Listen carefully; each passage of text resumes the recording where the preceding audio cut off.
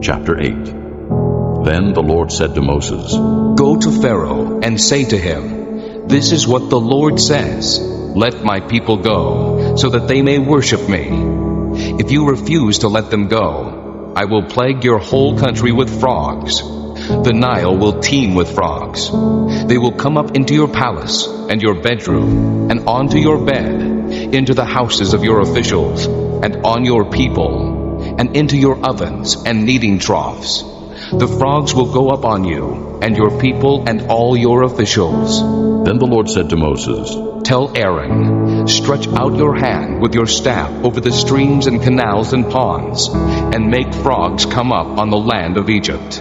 So Aaron stretched out his hand over the waters of Egypt, and the frogs came up and covered the land. But the magicians did the same things by their secret arts.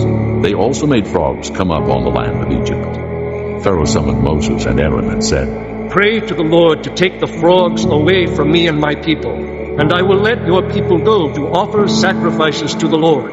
Moses said to Pharaoh, I leave to you the honor of setting the time for me to pray for you, and your officials and your people, that you and your houses may be rid of the frogs, except for those that remain in the Nile. Tomorrow, Pharaoh said. Moses replied, It will be as you say, so that you may know there is no one like the Lord our God. The frogs will leave you and your houses, your officials, and your people. They will remain holy in the Nile. After Moses and Aaron left Pharaoh, Moses cried out to the Lord about the frogs he had brought on Pharaoh. And the Lord did what Moses asked. The frogs died in the houses, in the courtyards, and in the fields. They were piled into heaps, and the land reeked of them. But when Pharaoh saw that there was relief, he hardened his heart and would not listen to Moses and Aaron, just as the Lord had said. Then the Lord said to Moses, Tell Aaron, stretch out your staff and strike the dust of the ground,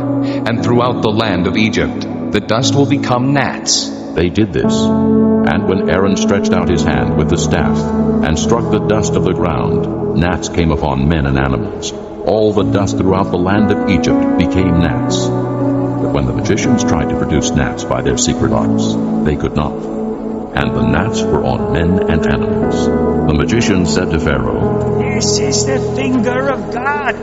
But Pharaoh's heart was hard, and he would not listen, just as the Lord had said.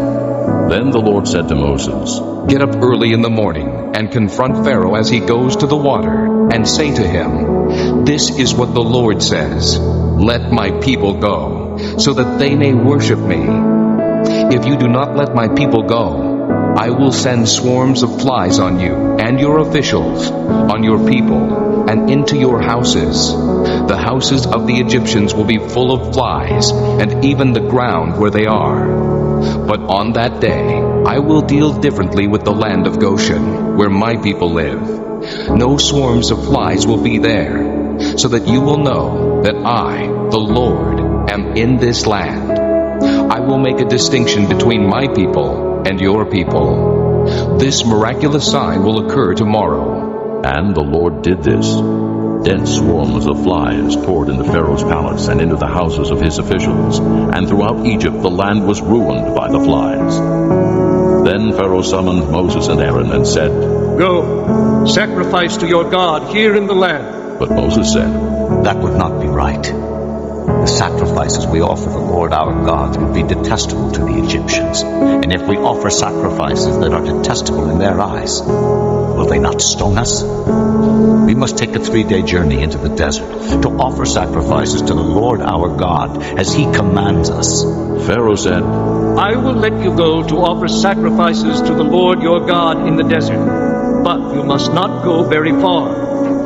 Now pray for me. Moses answered, As soon as I leave you, I will pray to the Lord. Tomorrow the flies will leave Pharaoh and his officials and his people. Only be sure that Pharaoh does not act deceitfully again by not letting the people go to offer sacrifices to the Lord. Then Moses left Pharaoh and prayed to the Lord. And the Lord did what Moses asked. The flies left Pharaoh and his officials and his people.